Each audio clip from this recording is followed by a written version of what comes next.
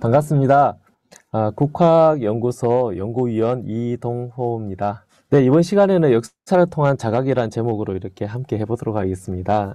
이번 단원에서 제가 말씀드리고 싶은 것은 이제 그 깨어있는 의식으로 지금 현실을 자각해 나가자는 것입니다. 조선은 1392년에 개국이 되고 519년 만에 이렇게 망하게 되지 않습니까? 사실은 우리가 교과서에서 망했다는 그런 점에서 너무 주목을 하다 보니까 놓치고 있는 것이 당대 519년을 갔던 동시에 존재했던 그런 나라들이 거의 없습니다.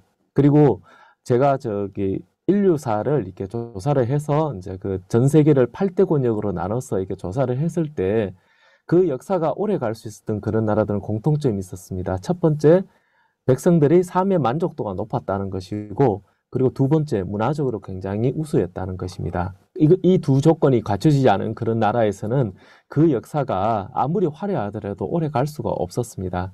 조선이 519년 갔다는 것은 우리 한민족만의 특유의 그런 홍익인간 정신이 중심 가치로서 존재했기 때문에 저는 가능하다고 생각합니다. 하지만 이제 어떤 나라든지 그 나라가 멸망할 때는 이유가 있었습니다. 내부적인 모순과 외부적인 요인이 있었는데요.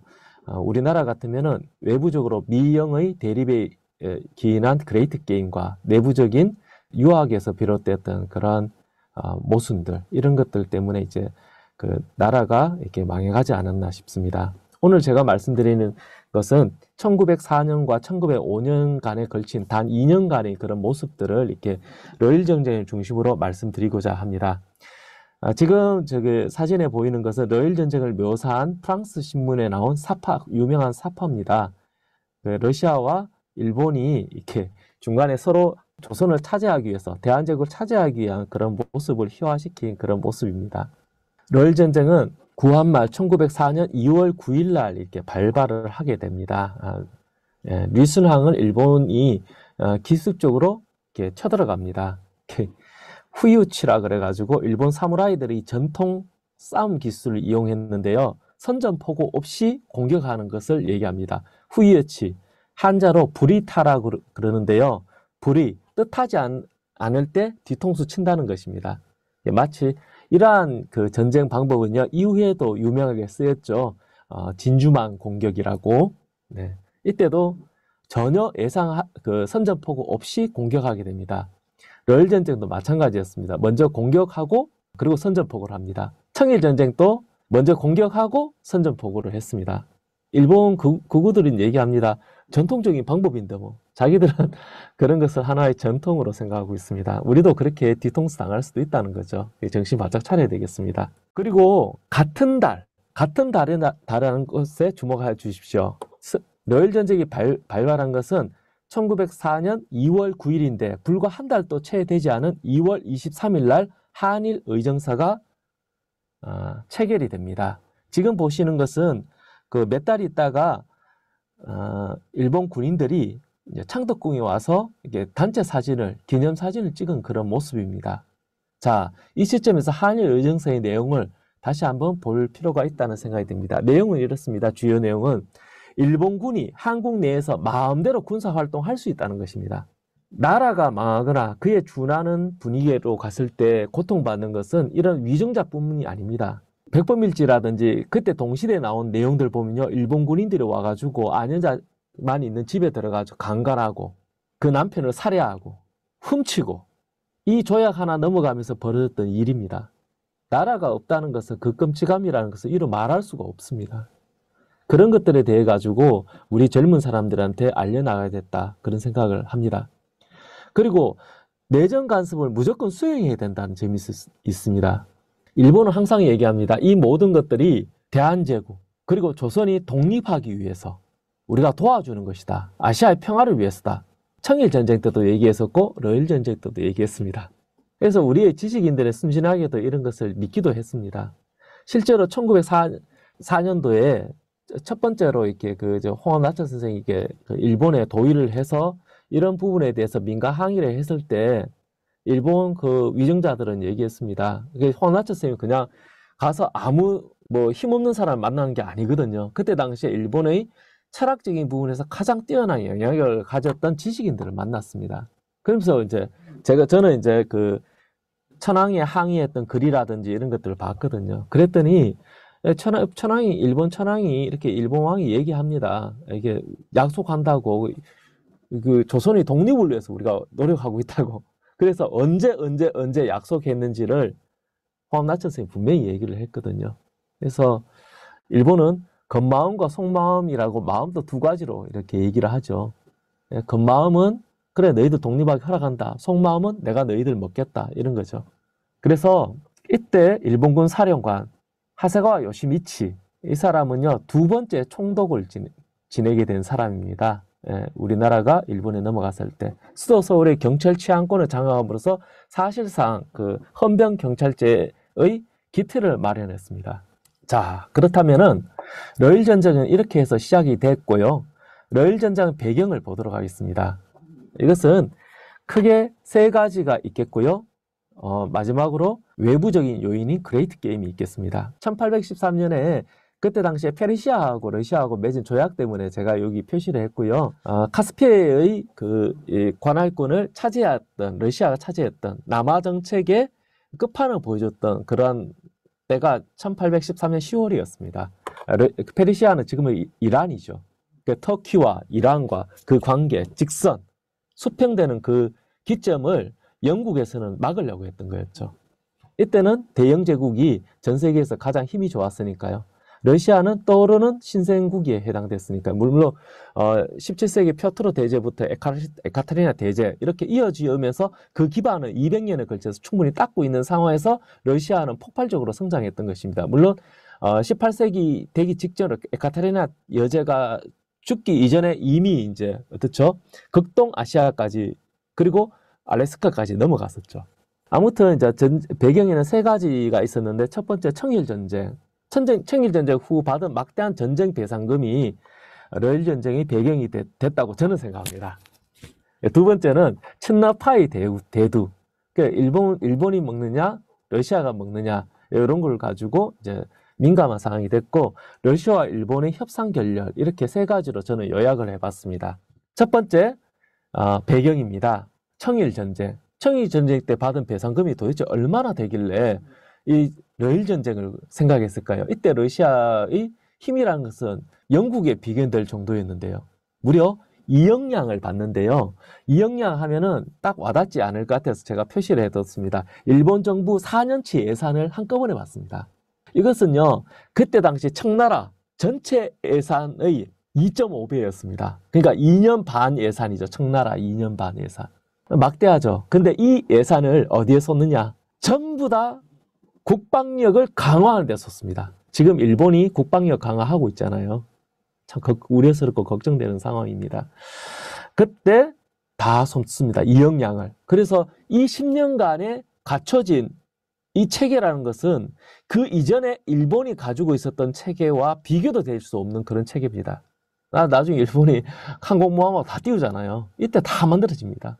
그리고 청일전쟁의 승리로 리순왕, 여순왕이죠. 여기 보이는 여순왕을 그 일본이 차지하게 되지 않습니까? 이때 그 유명한 삼국 간섭이 일어나게 됩니다.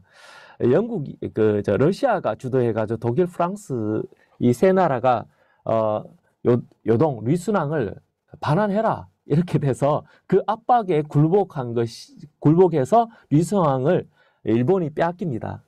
삼국 간섭을 주도한 나라는 당연히 러시아였습니다. 그런 민감한 상황 속에서 친러파가 대두하게 됩니다.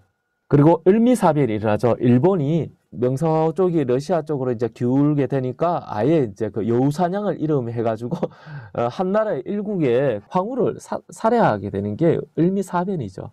그리고 을미사변의 계기로 러시아 공관을 아관이라 불렀습니다. 그때 아관 파천이 이루어지죠. 우리의 황제께서 아관, 러시아 공관으로 피신한 사건이. 왜? 황후도 죽였을 정도로 그렇게 막 나오는데 그래서 아관 파천이었죠. 예, 그리고 이 부분에 주목해 주시기 바랍니다. 러시아와 일본의 협상 결렬. 예, 이쪽 보고 있는데 뭐 하나, 둘, 세 번째 중에 세 번째만 주목해 주시면 되겠습니다. 로마노프 아마가타 의정서입니다. 이게 웃긴 겁니다. 뭐냐면은 일본의 아마가타가 이제 제시를 했습니다. 39도선 대동강을 중심으로 해서 한국을 분할해서 대동강 북쪽은 러시아가 다스리고 대동강 남쪽은 서울을 포함해가지고 삼남지방을 전부 다 일본이 다스리겠다. 그겁니다. 러시아 반응이 어땠을까요? 노합니다. 왜? 조선을 도와주려고 노한 게 아니라 조선을 혼자 힘으로 다 먹을 수 있다고 생각했기 때문에 노했던 겁니다. 여기에서 우리가 지켜볼 게 있습니다. 우리가 이것을 배운 이유가 우리에 대한 이야기이기 때문에 그렇잖아요. 여기서 잠깐 우리가 확인해 봐야 될 것은 이때 로마노프 아마가타 의정서에서 아마가타가 제시했던 것은 역사적인 전례가 있기 때문입니다. 역사적인 전례. 뭐냐? 임진왜란 때입니다. 왜 갑자기 임진왜란이 등장할까요? 임진왜란 당시에 1592년에 우리가 이제 그 일본이 급속도로 올라오다가 이순신 장군에 의해서 보급로가 끊기면서 명나라와 일본이 협상을 3년 동안 하게 됩니다. 그러면서 우리도 모르게 우리 땅 가지고 장난을 쳤습니다. 어떻게? 삼남지방을 일본이 먹겠다. 위로 명나라 너희들이 먹어라. 이런 협상을 3년 동안 하고 있었습니다. 우리 모르게 이걸 기억해 둘 필요가 있습니다. 영원한 우방도, 영원한 제국도 없다는 것을, 우리는 우리 중심을 지켜나가야 된다는 것을 여기서 우리는 다시금 생각할 수 있습니다. 고 박성수 교수님, 우리 국제내교대학원 대학교의 명예총장님이시기도 하셨죠. 그리고 아주 뛰어나신 역사학자시기도 하셨습니다. 이분은 이렇게 말씀하셨습니다. 일본 군국주의자들은 임진왜란의 고사를 잘도 기억하고 있다가 제정러시아 측에 이를 제시한 것이다 라고 말씀하셨습니다. 그래서 역사는 그런 겁니다. 역사의 전례라는 것은 무서운 겁니다. 누군가는 기억하거든요. 나 같은 사람이나 이런 사람들 쓸데없는 조그마한 거 다 찾아보거든요. 남들은 안 보는 거. 그리고 기억해냅니다. 그리고 그때 당시 위정자나 힘 있는 사람한테 그걸 얘기하죠. 아마가타는 그걸 찾아낸 겁니다. 그리고 그걸 제시했던 거였고요. 1904년도에 발발을 하죠. 그리고 봉청선 전투에 승리를 하고 나중에는 동해대전, 러시아 발틱 함대, 무페이 발틱 함대를 발틱 함대와 그 일본에서 스시마 해전을 부르는데 우리의 대마도 근처에서 이렇게 붙게 됩니다. 그 러시아가 무려 그 남아프리카 공화국 희망봉을 돌아서 발틱 함대가 돌아오게 됩니다. 엄청나게 돌아와서 이게 전쟁을 하게 된 거죠. 어떻게 되겠습니까? 러시아가 패했습니다. 도저히 싸움할 수 있는 상황이 못 됐고요. 제가 해군 출신입니다. 이게요, 동해 쪽은 수심이 깊이가 1000m가 넘어요. 파도가 장난이 아닙니다. 딱 기다리고 있다가 힘 하나 안 빠졌죠. 그 상황에서 붙어요. 이길 수밖에 없습니다. 아무리 자기가 발틱 함대건 뭐건 이렇게. 예. 그래도 보면은 러시아가 힘이 소진되지 않았어요. 청나라처럼 이렇게 그 배상금을 내고 그러진 않았습니다. 왜냐하면은 힘이 소진돼서 이렇게 청나라처럼 패하진 않았었거든요. 청나라 같은 경우에는 자발적으로 힘을 소진시켰습니다. 왜냐하면은 서태후가 어떻게 했습니까? 자기 옆에 정원 만든다고 그 군사비 빼돌려가지고 전쟁 제대로 못하게 만들었죠. 청일전쟁 그렇게 패했거든요. 러시아는 좀 이유가 달랐는데 피어 일률이라고 이게 세계사를 하신 분들은 잘 아시는 그런 부분들이 있었는데 내부적인 모순과 그런 문제 때문에 전쟁을 접었던 겁니다. 자, 러시아 전쟁을 결과로 보도록 하겠습니다. 포츠모스 조약과 을사득약이 있겠습니다. 포츠모스 조약. 그 일본은요 승리는 했지만은 승리했다고 말하기가 좀 힘들었습니다. 포츠모스 조약은 아까 대마도 해전 이후 4개월 만에 미국의 주재로 해서 이렇게 조약이 맺어졌는데요. 이게 일본이 사실은 더 이상 전쟁을 할 수 없을 만큼 피폐해졌습니다. 이 돈이 없어요. 돈을 다 썼습니다. 그래서 미국에 원조를 요청했고 미국 뒤에는 누가 있었을까요? 영국이 있었습니다. 영국이 좀 존재했습니다. 예. 그래서 미국의 중재로 해서 그 러시아하고 이렇게 조약을 맺게 된 것입니다. 내용을 잠깐 보도록 하겠습니다. 러시아 제국은 대한제국에 대한 일본 제국의 지도 보호 감독권을 승인한다. 뭡니까? 일본 네가 다 먹어라 이런 얘기입니다. 일본 네가 다 먹어라. 포츠모스 조약 내용입니다. 그리고 이제 우리가 잘 알고 있는 이제 그 사할린 섬을 이렇게 일본에 이때 넘어가게 된 겁니다. 러시아와 일본의 예민하고도 민감한 그런 상황이죠. 네, 이런 것들이 있었습니다. 일본 제국이 배상금을 요구하지는 못했습니다. 왜냐하면 러시아가 약한 상황이 아니었거든요. 제대로 붙었으면 일본은 망했을 수도 있습니다. 일본이 더 이렇게 그 전쟁을 하지 않았던 것은 그 뒤에 영국이 도사리고 있었던 이유가 있었습니다. 영국 때문에 러시아가 물러났어요. 예, 그리고 을사늑약이 같은 해 11월 17일 날 체결이 되죠. 러일 전쟁이 시작되는 시점에서 내전 가서 무한히 할 수 있다는 조약을 맺은 한일 의정서가 만들어지지 않습니까?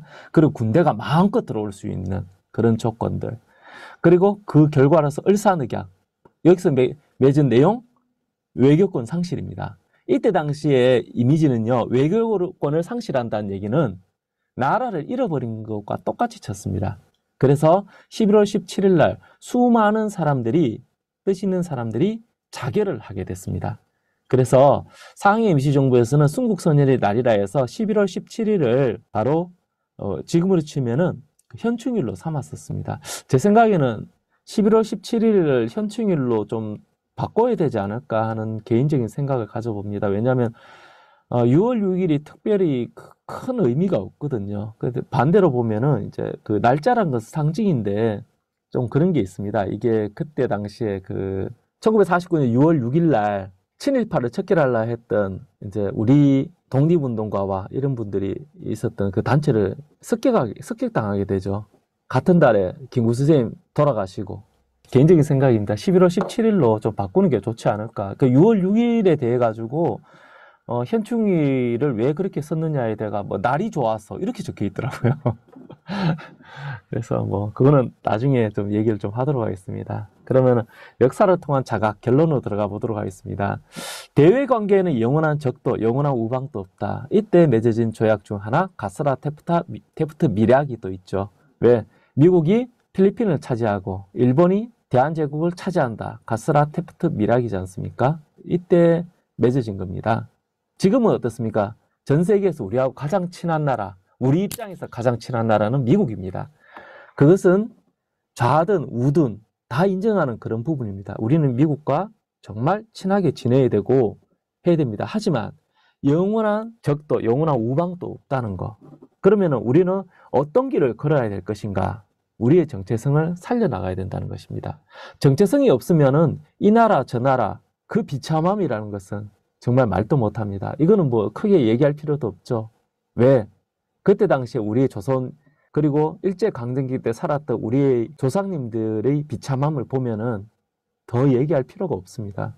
다만 안타까운 것은 저도 이제 저희 아버지나 그 위에 어른들을 통해서 그 얘기들을 듣고 자랐지만 저는 이제 듣고 자랐잖아요. 겪은 얘기가 아니고 들은 얘기를 얘기할 수밖에 없습니다. 혹은 그 자료들을. 근데 우리의 후손들은 내가 들었던 얘기를 전하듯이 내가 겪었던 얘기를 전하는 게 아니잖아요. 이런 말씀을 드리고 싶습니다. 제가 어제 이 책을 샀거든요. 제목이 조선 그 마지막 10년의 기록입니다. 이게 뭐냐면은 제임스 S. 게일이라는 선교사가 지은 책인데 그 조선 그 마지막 10년의 기록인데 이 게일 그 선교사는요. 그 고종의 그 고문이었으면서 그 고종의 아들 나중에 순종이죠. 거기 이제 친구이기도 했습니다. 우리나라 최초의 한영 사전을 만든 분이십니다. 한영 사전을 만드신 분이에요. 그러니까 한국말을 굉장히 잘하죠. 예, 이분이 이런 말씀을 하셨어요. 여기 내용을 보면은 되게 재밌습니다. 이게 보면은 한번 일독을 보내드립니다. 여기 계신 분들께는 상놈에 대해서 적어놨습니다. 상놈. 상놈. 그러니까 상놈, 갈로, 일반 백성 이렇게 했는데 조선의 비치자, 전부, 최고의 보석, 최고의 보석이라고 표시했습니다. 상놈이 그렇다고 얘기했습니다. 이분들은 한국에 있을 때 양반하고만 있진 않았습니다. 그냥 오히려 보면 상인들하고 더 많이 얘기를 나눴거든요. 외국인들이 와가지고 한국 그 상놈들을 막 두드려 패요. 그랬더니 상놈들이 두드려 맞으면서 외국 같으면은 그냥 아무 소리도 안 하고 갈 텐데 우리는 욕을 해요. 보면은 얻어맞으면서. 그거를 영어로 적어놨더라고요. 한국 발음 그대로. 그런 거 있잖아요. 이 시발놈 이러면서 막 적어놔요. 대단하죠, 보면은. 예. 이렇게 보면은 굉장히 리얼합니다. 그때 느낌이 이렇게 왜 공감의 웃음 있잖아요. 뭐 이런 게 막 느껴지는 거예요. 왜 이 보석으로 표시했냐면은 조선은 이분 보기에도 그랬던 겁니다. 조선의 관리들이나 이런 사람들이 옛것을 잃어버렸다. 유학에 의해서. 근데 옛것에 대해서 그대로 보존한 사람은 바로 상민이다. 상놈들이다. 이렇게 표시를 했어요. 한국을 알려면은 그 상놈들을 알아야 된다. 지나가도 물건을 떨어뜨려도 그 물건도 함부로 줍질 않고. 요즘 얘기가 아닙니다. 이 책에 나온 겁니다. 여기 보면은 임진왜란 때, 몽고 침입 때 강화도로 도망가고 저 국경 저 위쪽으로 이제 신의주 그 위쪽으로 해가지고 도망가고 이렇게 했을 때 나라를 지킨 사람들은 이름 없는 백성들이었습니다. 나라가 돈이 없자 백성들은 어떻게 합니까? 나라 살리자고 돈을 모읍니다. 그죠? 국채보상운동 때 웃긴 사실이 거지도 자기 동양한 그것을 국채보상운동에 바치고 기록이 나와 있더라고요. 국채보상운동 가지고 그 돈을 모아서 산을 넘고 있는데 산도적을 만납니다. 그 가방을 내놔라. 내 목숨을 내놓을 수 있으나 이 돈은 안 된다. 그 돈이 뭐냐? 국채보상운동 돈이다. 아 그러냐? 오늘 내가 버는 돈을 네한테 주겠다. 놀랍지 않습니까? 정말 이거는 외국에서는 사례를 찾아볼 수 없는 그런 내용들입니다. 자기 목숨을 던져가지고 몽고군 10만의 병사를 보내요. 몽고군 총 30만 명인데 10만 명은 엄청나게 보낸 겁니다. 징기스칸 갈 때나 보내는 그것을 몽고 2차 침입 때 보냅니다. 그때 죽은 몽고 장수, 처음이자 마지막으로 죽은 몽고 장수죠. 살리타이를 죽인 사람이 김윤우인데 김윤우가 장군일 때 아니었죠. 그냥 스님. 그러니까 말은 스님이제 사실은 선도 수련 하신 분이에요. 스님이 화살사가 죽여버리지 않습니까? 고려사 저료를 읽으면서 감탄했던 부분이 그겁니다. 이 보니까 이게 아무리 몽고군이 강해도 전 국토를 전장을 삼을 수 없거든요. 어디를 가면 어딘가 화살이 막 날아와요. 어디를 가면 돌멩이가 막 날아와요. 이게 미쳐버릴 일이죠. 전 세계에서 1년 버틴 나라가 에스토니아인가 거기가 최고 많이 버틴데 우리는 30년을 버티지 않습니까? 지리적인 조건이 저 밑에 베트남하고 다르지 않습니까? 그런 속에서 지켜나갔던 겁니다. 결국에는 우리가 전쟁이 지는 게 아니고 우리가 알아서 전쟁을 멈추게 된 거죠. 그래서 전 세계 유일하게 국토가 보존이 된 겁니다. 고려라는 이름은 그대로 쓸 수 있었잖아요.